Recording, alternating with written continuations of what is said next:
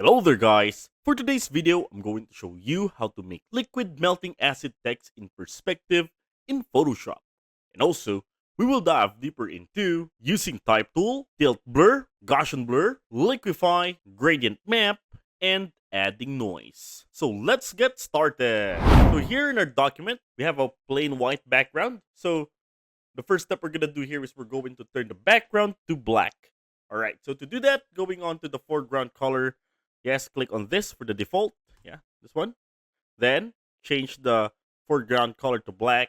Now once it's already black, now I'm going to press Alt, hold it, and press backspace. And there you go. We already have the black background. Now, the next step here is that we're going to add the text layer.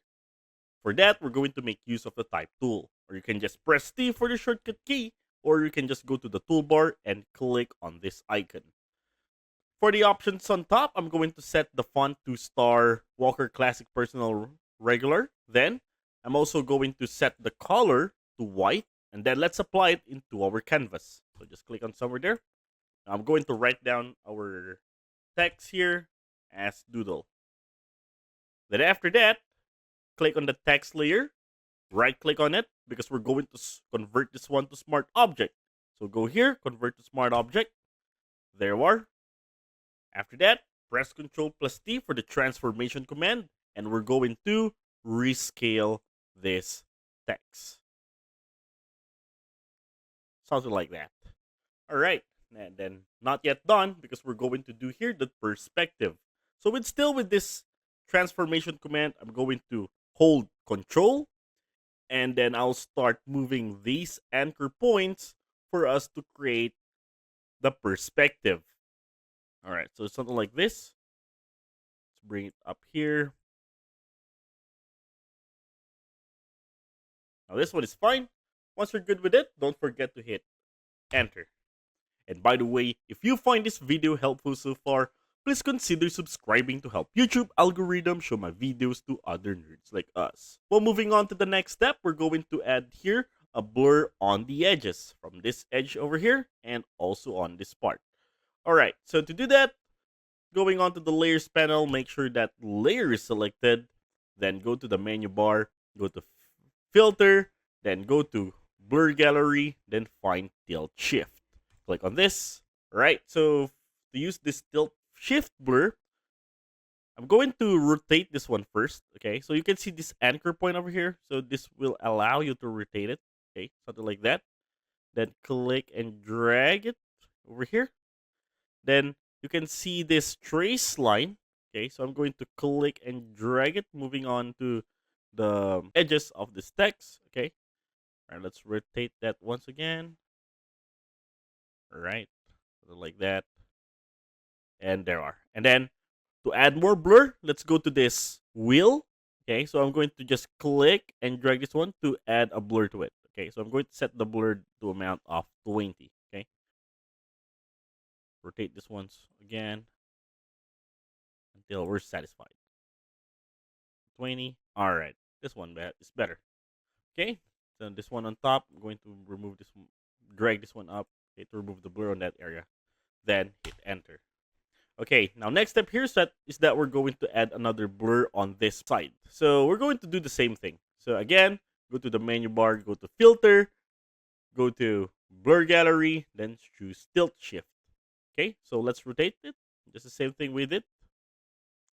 All right, adjust this one, move this one here, then add a blur. All right, okay, now that's better. Then after that, hit enter. Okay, now next step here is that we're going to add a blurriness on the text with the use of the Gaussian blur. Okay, just a little bit blur to it. Okay, so with that layer selected, let's go to the menu bar, go to filter, go to blur, then this time go to Gaussian blur. For the radius, I'm going to set this one to just 5 pixels. Then hit OK. Right, there you go. Now moving on to the next step, we're going to make use of the Liquify. So make sure that layer is selected. Go to the menu bar, go to filter, then find Liquify. Once I click that, so this Liquify window will appear. So the tool that we're going to make use here is this forward warp tool. So make sure that it's selected. Then from the properties, I'm going to set the density into 70%, for the pressure into 80. And also, for us to see the background to it, make sure that you're going to tick on the show backdrop, because if it's not ticked, you won't be able to see the background. Okay, so just tick on that and then set the use to all to background. All right, then now we can already create the melting effect here. So to do that, all I'm going to do is to adjust the brush. Okay, so by the way, for the increasing of the size of the brush, you can just press the close bracket key, and for decreasing the size of the brush, you can use the open bracket key. All right, so I'm going to set the brush to this size.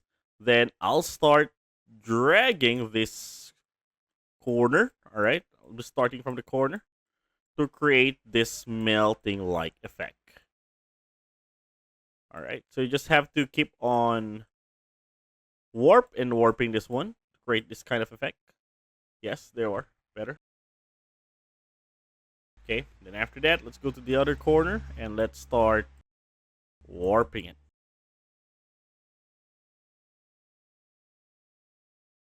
Let's also add some melting on this area.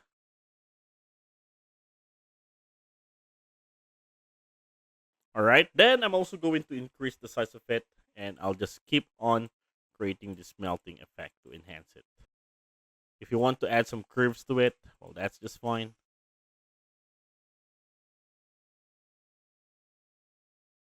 All right, so this one is better in my case. Now, once you're good with it, don't forget to hit OK. All right, so now moving on to the next step, we're going to apply here the gradient map.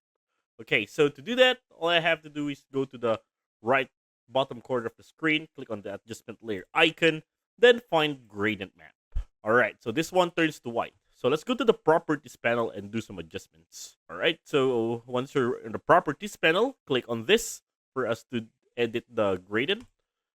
Okay, so this gradient editor will appear. Okay, so from the color, let's go to the color stops. So from this color stop here, click on that for us to apply the changes. Go to color, then set this one to black for the background. Then hit OK. Then let's add another color stop here. Okay, so all I have to do is to click to add a stop. There you are. Then let's go to the color. All right, so this time I'm going to set the color to green. Okay, something like that. Then hit OK. I'm also going to add another color stop here for creating combinations of colors. Click on the color. This one, let's use a darker green one. Okay. Right. I want to create a poison light effect here. So click on this one. Go to the color. And this time, I want to choose a purple one. All right. Dark purple. It's fine. Hit OK. And click another point here. This one, I want to set this one just to white. Create another color stop here. Then keep on adding colors. Okay. Dark purple is fine. Create another stop here. This time I want to set this one to green. Dark green is better. Hit OK. Then not only that, you can also play around with the midpoint color. All right. So what I mean is, do you see this one? Okay. So once you click the color stop of it, you may be able to adjust the midpoint color. All right. So for you to create a better gradient looking effect. Okay. So you can see the changes when I start to do that. Okay. So also here. All right. Now this one is better. Yeah. Also going to set the color to a little bit greenish color. Yeah. Hit OK. There you are. So once all said and done, don't forget to hit OK. Now after this, we're going to add noise to it. So to do that, we have to create a snapshot layer of it. So all I have to do is to press Control plus Alt plus Shift plus E. Okay, so we already have the snapshot layer on top. Click on that, go to the menu bar, go to Filter, go to Noise, then select Add Noise. For the amount, I'm going to set the amount to 15%. All right, then hit OK. Not only that, I'm also going to change the blending mode of it to multiply. And there you have it. And that is how to make liquid melting acid text in perspective in Photoshop.